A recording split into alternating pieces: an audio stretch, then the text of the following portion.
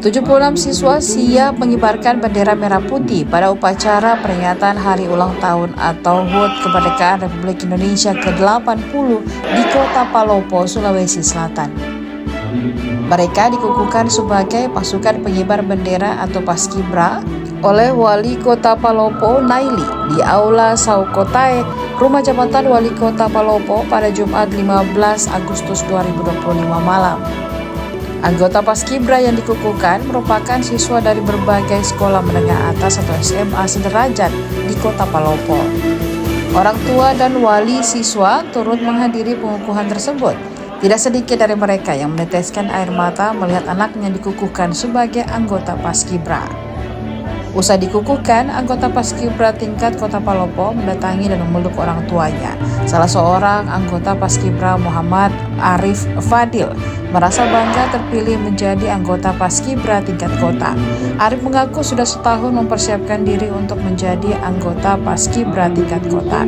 Sementara pelatih Paskibra tingkat Kota Palopo, Serda Harmoko, menyampaikan seluruh anggota Paskibra yang baru saja dikukuhkan telah siap melaksanakan tugasnya. Alhamdulillah sangat senang. Iya. Sudah berapa lama mempersiapkan ini semua? Sudah tahun yang lalu. Setahun yang lalu. Lebih fokus yang lain dulu, kayak misalnya fokus ke basket dulu, jadi tinggalkan yang lainnya.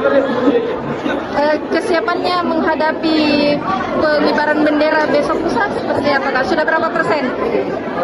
Sudah 80%. Menjadi Paskibra ini memang karena mau menjadi polisi atau tentara atau ada alasan lain? Dari keinginan sendiri juga, jadi polisi juga.